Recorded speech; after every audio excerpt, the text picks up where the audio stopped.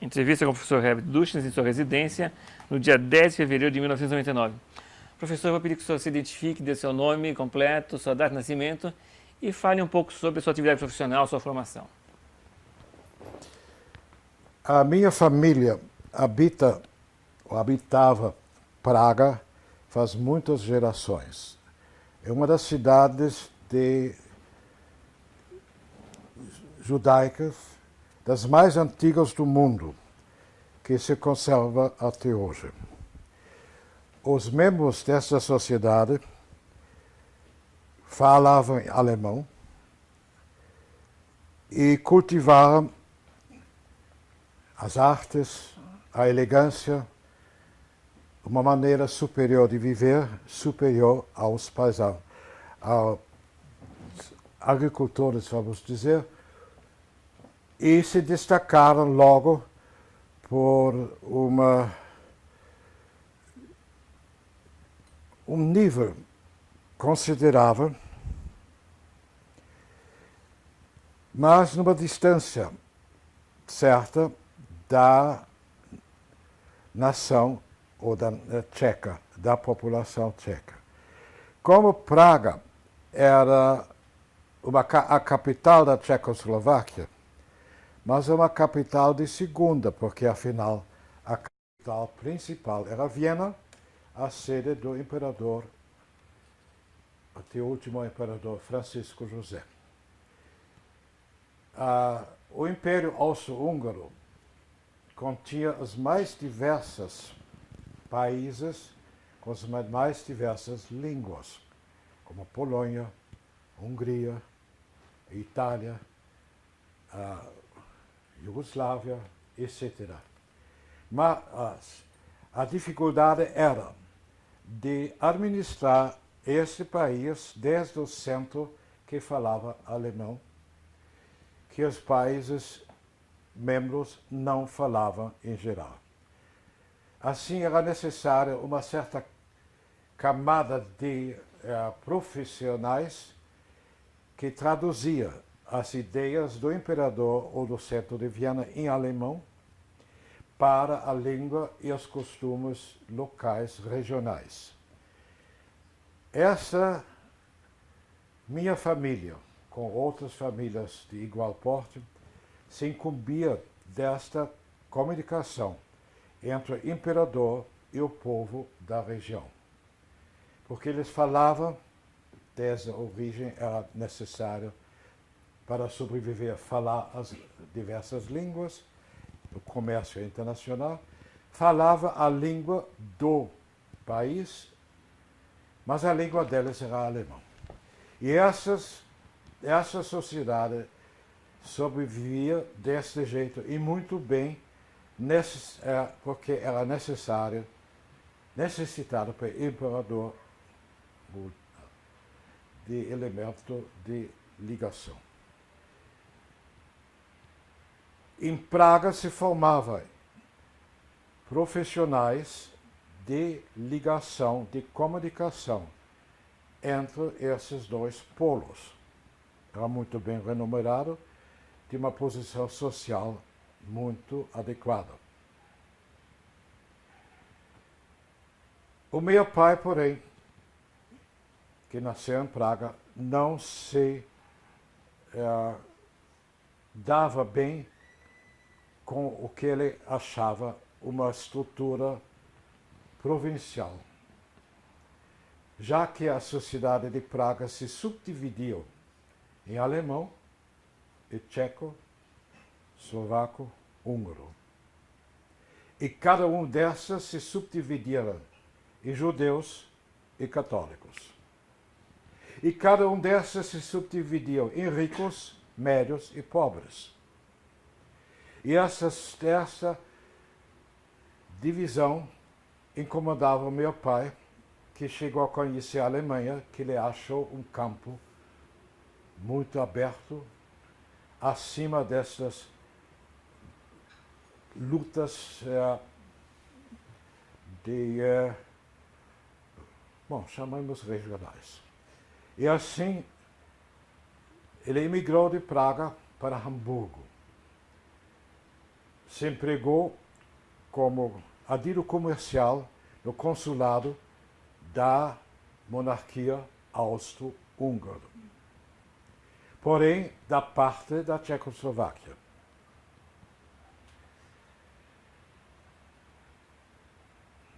Eu nasci em 1914 em Hamburgo e comecei a minha vida com 3 passaportes. O alemão, que me foi concedido porque nasci, afinal, de uma mãe alemã em Hamburgo. A austríaca, porque o meu pai trabalhava para o imperador da Áustria. E quando a Áustria perdeu a guerra e a Tchecoslováquia era entre os vencedores, aí foi a terceira nacionalidade tchecoslovaca. Quando os nazistas começaram a perseguir judeus, eu era meio judeu, eu achei necessário de sair da Alemanha e, naturalmente, voltei para Praga. Em Praga encontrei uma situação que me era muito estranha, pela qual eu não era preparado. Afinal, eu fui criado na Grande Alemanha, num colégio internacional, em comodidade de comunicações internacionais. Eu fui criado com 4 línguas. Quando voltei para Praga, isso me surpreendeu, essas condições de uma sociedade que ainda vivia nos tempos da monarquia da Primeira Guerra Mundial. Quer dizer, eu fui jogado para o passado que só existia em Praga e um pouco em Budapeste. Uma sociedade de alto nível cultural, que adorava as artes, de enorme refinamento tanto dos seus modos de vestir e de relações sociais. Enfim, eu tinha talvez o privilégio de reviver uma época que não existia mais em outras partes do mundo. Eu voltei para a monarquia de antes da Primeira Guerra. Isso era muito confortável do lado cultural. Era muito difícil do lado social para mim.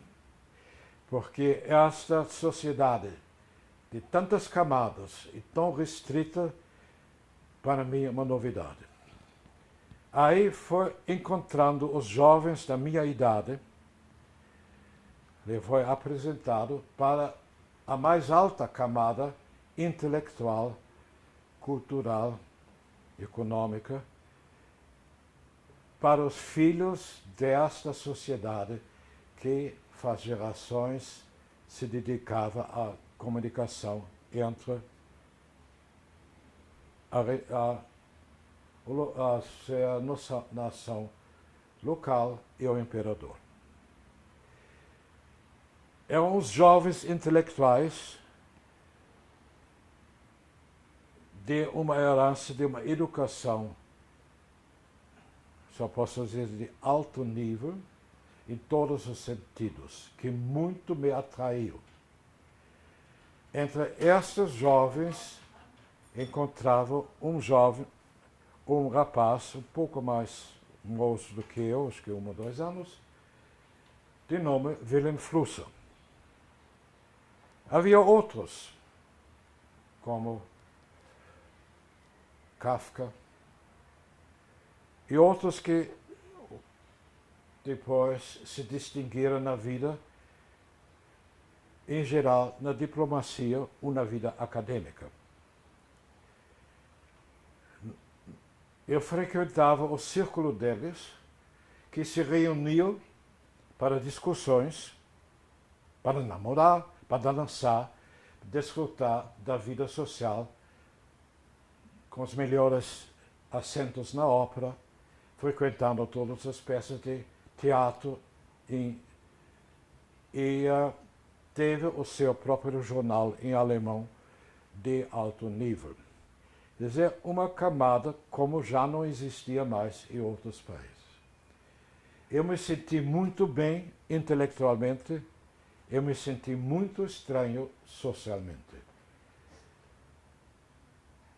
Mas os anos eram bons e aprendi coisas que nunca podia ter aprendido em outros círculos e outros tempos. E muito graças a Wilhelm Flusser. Por sinal, nós namoramos a mesma menina por muito tempo, nenhum de nós ganhava, realmente, definitivamente, ela está hoje uma professora de Harvard em Boston. Só para lhe mostrar o nível deste círculo muito exclusivo e muito vaidoso também. Mas eles tinham porquê. Este grupo se desfez por explosão. Pela invasão dos alemães nos territórios dos Sudetos, na fronteira da Tchecoslováquia, e cada um procurava fugir para onde podia. Não se tendo mais contato um com o outro, só gradualmente soube de que um e outro também tinha chegado no Brasil. Mas isso era muitos anos depois. E, para minha grande surpresa, Wilhelm Flusser reencontrei na FAP, onde ele estava organizando uma novidade, uma faculdade de comunicação, algo que ainda não tem existido. Era certamente o tempo mais feliz de convivência com Wilhelm Flusser. O nosso contato não era íntimo.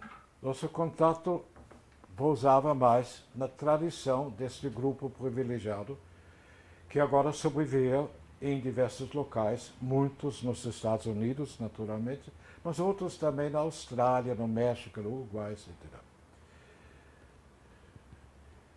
No Brasil, quem se destacou deste grupo era o representante do governo brasileiro perante o Fundo Monetário, Alexandre Kafka, que, com a mesma idade que eu, ainda é ativo em Washington e representa o Brasil, completamente tomada pelo Brasil.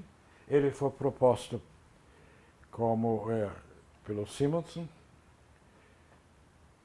e desde muitos anos, com muito sucesso, ele atua neste posto delicado, difícil,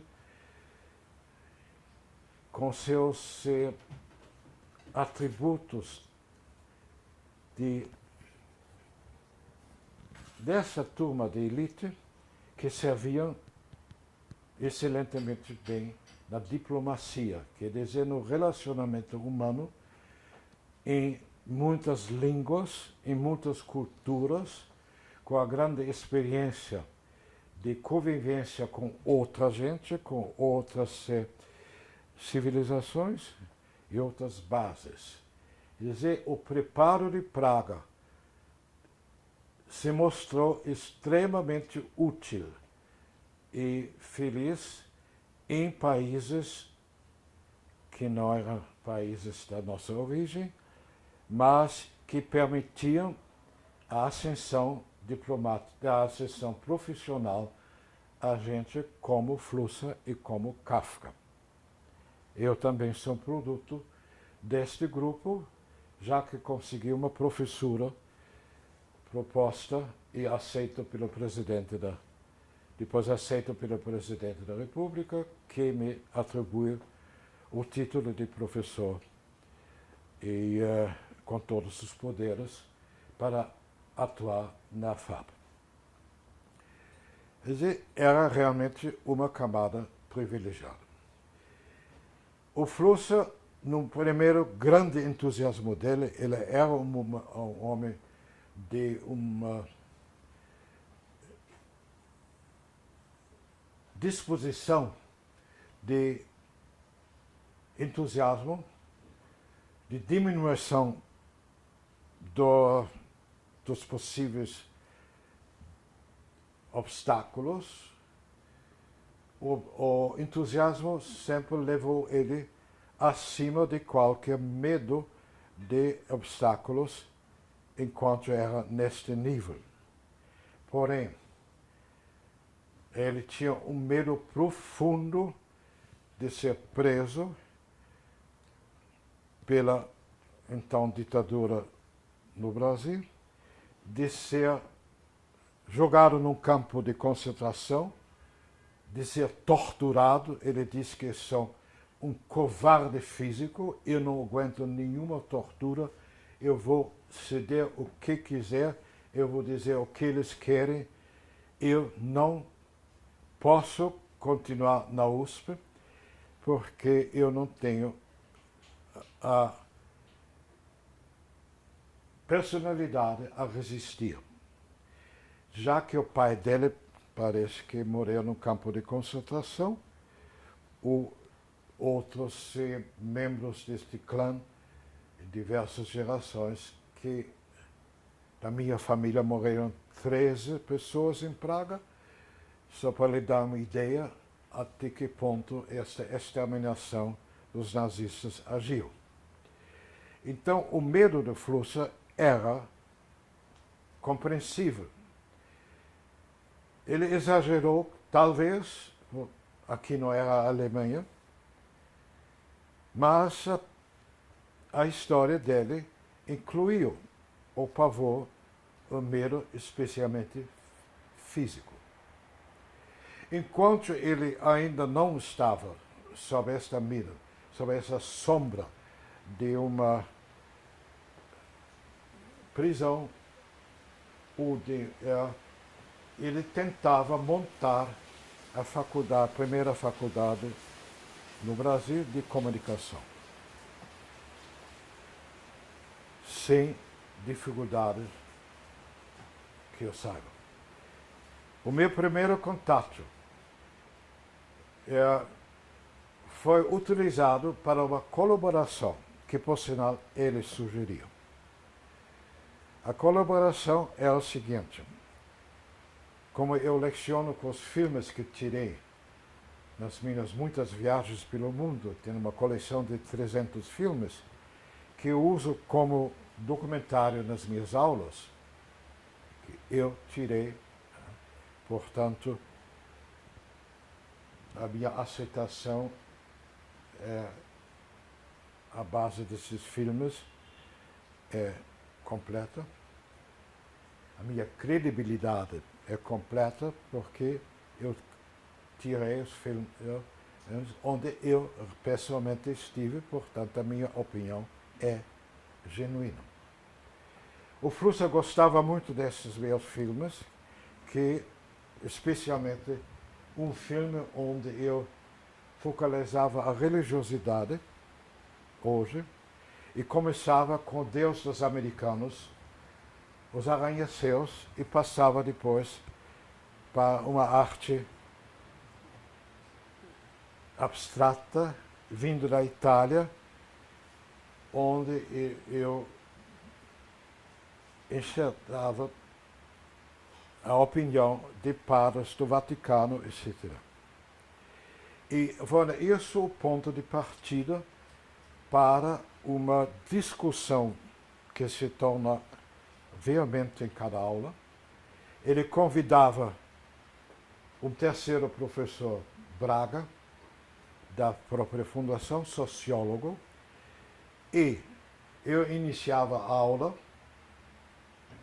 para estudantes de artes plásticas, projetando o filme, com os meus comentários, a minha música e tudo mais, e depois o Flusser entrava com a opinião dele, e o Braga com a opinião dele, que todos se contradisseram, ainda mais com o Flusser, e que as discussões eram muito calorosas e tão veementes que os estudantes ficaram calados. E após 3 horas de discussão, onde Flusser usava os termos mais extremos no seu temperamento, e gritava e andava pela sala e fazia um teatro fantástico, que era genuíno. E a aula terminou e o Flusser disse: isso era uma aula boa. Os estudantes ficaram completamente impressionados porque acharam que nós íamos matar um ao outro. Pouco pensou que imaginando que a nossa maneira de discussão acadêmica não tinha nada de pessoal. E o brasileiro não consegue separar vamos dizer, o acadêmico abstrato do pessoal. É uma vantagem em que ele se engaja, mas é uma desvantagem, como se mostrou na aula de Flusser, em que eles tremiam que nós íamos matar um ao outro. E quando no fim da aula o Flusser disse que isso era uma aula maravilhosa, eles ficaram realmente sem falar nada. As aulas não eram fáceis mesmo. Afinal, eu não estudei a filosofia. E ele usava, naturalmente, os termos da profissão dele. E eu tinha que aprender estes termos, que não era fácil. Eu precisava anotar os termos, fazer uma espécie de dicionário para mim. Ele usava grego, latino e outras línguas. E ele me ajudava a entender. Quando ele falava, por exemplo, sobre o mercado, a obra de arte tem que ser aceita no mercado, na feira.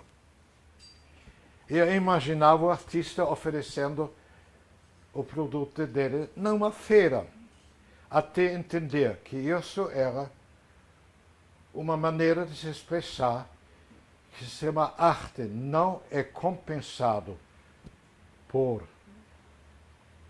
contrapeso, por dinheiro, como na feira, ela é uma arte alienada.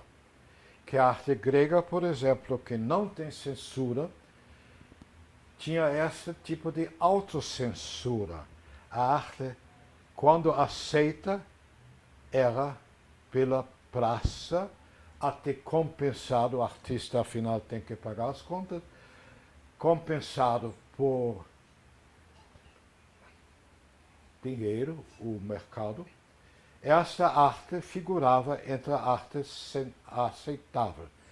Quando ela era genial demais, quer dizer, não compreensível pelo povo ou pela maioria dos intelectuais, era alienada, fora, louca e não prestava. Quer dizer, não era necessário censura. Quer dizer, só para lhe mostrar os termos que Flusser introduziu, que eu tenho todos ainda, eram termos que a gente tinha que aprender. E toda a linguagem da comunicação era mais acessível para gente como Mira Schendl, que fez o doutorado de filosofia na Suíça. Portanto, ela podia manter uma discussão em mesmo nível do Flusser, enquanto eu era de outra faculdade inferior e tinha que fazer um esforço grande para manter a minha posição, algo que o Flusser reconheceu e nunca me levou a mal. O público que o Flusser reuniu nas suas conferências, que ele fazia anualmente, publicamente no Brasil, igualmente não estava, geralmente, à altura desta linguagem profissional. Mas o esforço que eles tinham que fazer a chegar ao nível dessa linguagem deu a eles tanto prazer que eles nunca perderam uma aula de Flusser. E se ele não veio anualmente, após ter deixado o Brasil, eles acharam que eles perderam um banho de rejuvenescimento, que eles perderam um refresco vindo de fora, uma nova inspiração no nível intelectual, moral, filosófico, e que isso era necessário para sobreviver numa sociedade já restrita pela censura e pelo nível restrito dos jornais de informação. Então, nesses anos, o Flusser preencheu um papel muito importante para nós que tínhamos fome de renovar o nosso pensamento e nosso vocabulário. E cada vez que ele veio com os títulos mais fantásticos, com as ideias mais fantásticas, que muitas vezes eram mesmo fantásticas, não tinha muito chão, mas eram, pelo menos, irritavam-nos, de maneira que nós achamos isso muito necessário, uma injeção de algo novo. Assim, Flusser mesmo, saindo do Brasil, manteve um papel importante para nos manter ainda vivo. Era isso que queria dizer. Professor, o nível de contato do Flusser com as artes visuais brasileiras era um nível bom? Ele tinha uma boa circulação em artes visuais? Conhecia? Ou estava restrito aos amigos como Mira Schendel, Flexor? Ele não era fácil, pessoalmente, porque era uma pessoa que falava e não escutava. É uma pessoa cuja vida era a cabeça, a vida intelectual, em pouco chamaríamos de coração. A convivência dele era neste nível, e não todo mundo embarcava nisso. Todo mundo se submetia à dominação do intelecto. De modo que não era fácil para a gente, que não era preparado intelectualmente, a ter um relacionamento humano com Wilhelm Flusser. A mulher dele, a Edith, que não tem essa carga intelectual, facilitou muito, oferecendo sanduíches e cafezinho, em amenizar um pouco esta dificuldade de relacionamento. O Flusser meteu medo, por essa sua capacidade fantástica e com essa sua personalidade de dominação. Ele tinha todo o direito a isso. Eu tinha um contato de novo, inesperado, quando eu, num verão europeu, nas férias nossas, passava um tempo na Suíça, na estação de Wengen, nos Alpes.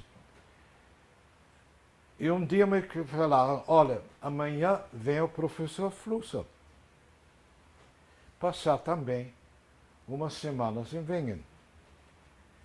Ele vem amanhã com 3 da tarde. Eu fui à estação e realmente desceu primeiro uma máquina de escrever, atrás disso o Flusser. Ele era tão excitado que ele não percebia que eu roubava a máquina de escrever, só para piada, e ficava muito excitado. Mas depois, quando eu entreguei a máquina de escrever, era tudo um amor só.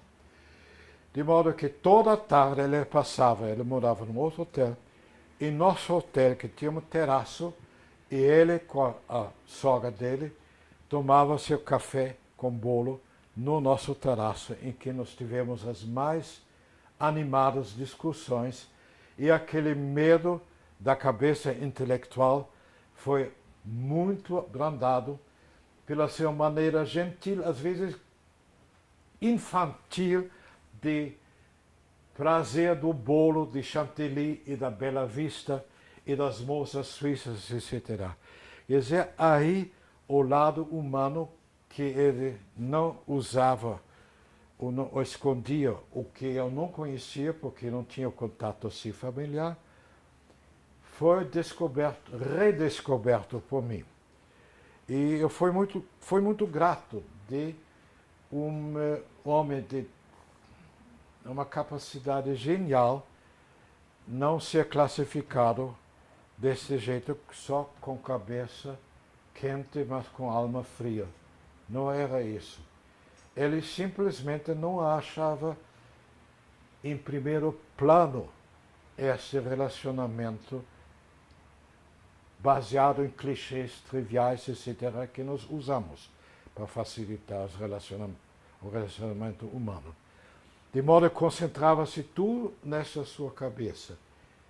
E há quem não esteve à altura disso ou quem não escutava.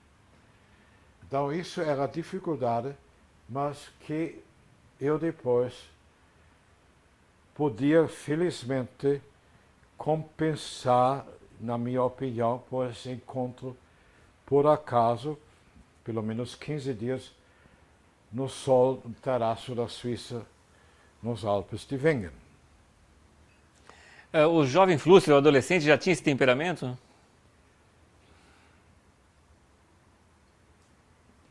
Eu acho que todos nós tivemos esse temperamento da elite, exagerado, a classe dos escolhidos, não é? É também um certo traço judaico, não? Quer dizer, nós nos separamos. Isso foi muito difícil para namorar, para encontrar meninas. Não? Nós separamos, achamos nós tão superior que o contato com outros círculos era simplesmente afastado. Era um dos pontos que me irritou profundamente, porque eu vinha, afinal, de outros. Não? Mas essa ideia de elite, como nós a percebemos hoje, o que foi depois criado no nazismo e mais tarde, era isso que era instituído conscientemente nessa turma, eu não digo vaidosa, mas era mais ou menos isso. Né? Mas isso vinha também dos pais.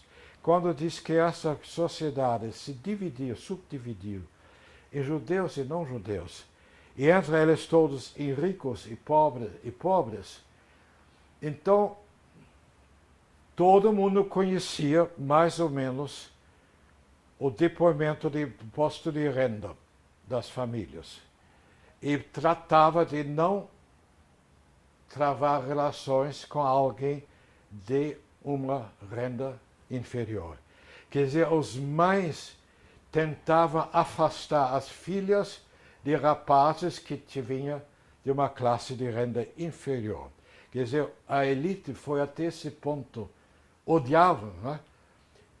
As mães cuidavam de casar as filhas só com os que tinham uma renda igual ou superior a deles. É algo que hoje em dia em Nova York ainda é muito forte, não é? Que as mães escolhem o médico, não podia ser outro. A sociedade de Brooklyn ainda gradua muito bem as filhas e escolhe os pretendentes. Quer dizer, eu explico esta atitude de elite pela história, que era uma defesa e, de outro lado, era... Bom, existe por toda parte, não é? Quando nós falamos dos quatrocentões no Brasil, também fazemos uma distinção que eles mesmos cultivam. É em toda parte assim, não é? Sociedade americana do mesmo jeito. Mas eu já estava acostumado a uma sociedade aberta na Alemanha democrática. De modo que isso muito me incomodava. Quando isso explodiu, eu perdi pela invasão dos nazistas, eu tinha que fugir, coitado para a Suíça, tinha que fugir sabendo que estou perdendo todo o luxo, todo o conforto, todo o que eu chamei de barroco, não? Da cidade barroco. Me senti de repente livre, lavrado, pobre, mas, de novo, um ser humano sem as restrições. E assim me facilitou uma imigração por diversas razões até o Brasil, porque não tinha âncora mais. Eu não sei como era o Flusser, eu sei que ele tinha dificuldade em Nova York, e no Brasil ele tinha uma constituição muito mais difícil, perplexa e problemática do que eu. Também eu sou meio judeu. Quer dizer, foi salvo nessa complexidade, porque por minha mãe, que é de uma família hamburguesa muito protestante, muito realista. De modo que essas fantasias não figuravam na minha educação, ainda mais desligado do foro que era Praga. Aí, encontrando Praga, para mim foi um regresso na história, mas muito proveitoso, porque foi o contato com a cultura, com gente de um nível tão alto que nunca podia ter encontrado em outra parte do mundo naquela época. Para mim, a grande educação foi Praga.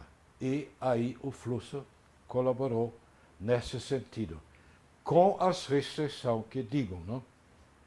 A elite orgulhosa, vaidosa e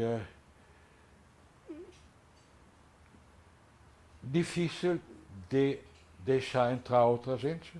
Eu entrei pela minha namorada, que me escolheu justamente porque não era da elite de Flusser, com as manias de Flusser. Ela me levou, eu era a grande novidade, não é? Ela se decorava com meu namoro, a grande novidade, alguém de outro partido, e ela me levou para conhecer o que era a elite que ela achava que eu necessitava, o polimento dessa sociedade exclusiva. Algumas pessoas dizem que esse temperamento do Flusser é meio estourado, um pouco excessivo, reflete um pouco do temperamento tcheco. O temperamento tcheco é menos alemão e mais latino? Ou...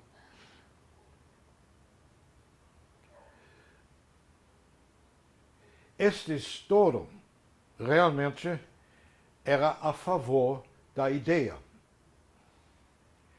Não era mesmo algo mais que se referia a outros setores. E, exceto de vez em quando eu pegava ele quando este estouro, não digo raiva, este estouro era mais do que ele podia dominar. Às vezes ele filosofava andando pela classe, ida e volta, sempre andava, e começava a formular ideias, indo além, mais além, até que de repente, meu Deus, estou na morte, no céu, eu tenho medo da morte. Onde que eu parei? Quer dizer, aí, morte sempre figurava forte com ele. Aí percebi que ela agora, neste desenvolvimento destas ideias, o seu temperamento escapou, levou ele para uma área escura que estava dentro dele, do qual ele tinha medo, mas que ele queria se defender e ter uma defesa. Quando essa defesa caiu, pelo temperamento dele, ele ficou desesperado, frente à morte. Aí, de repente, ele parou, sentou-se completamente pálido e necessitava uns minutos a voltar à realidade. Entendeu? Esse é o lado, talvez um aspecto místico do Flusser, isso? Segundo não sei se devo publicar isso, ele tinha no bolso dele um cartão suicídio positivo, negativo. Quer dizer, ele enumerava por que vale a pena viver e por que vale a pena terminar a vida. Quer dizer, a ideia de morte era muito forte com ele. E a luta deve ter sido muito penosa, que ele escondeu de nós. Professor, eu agradeço. Obrigado.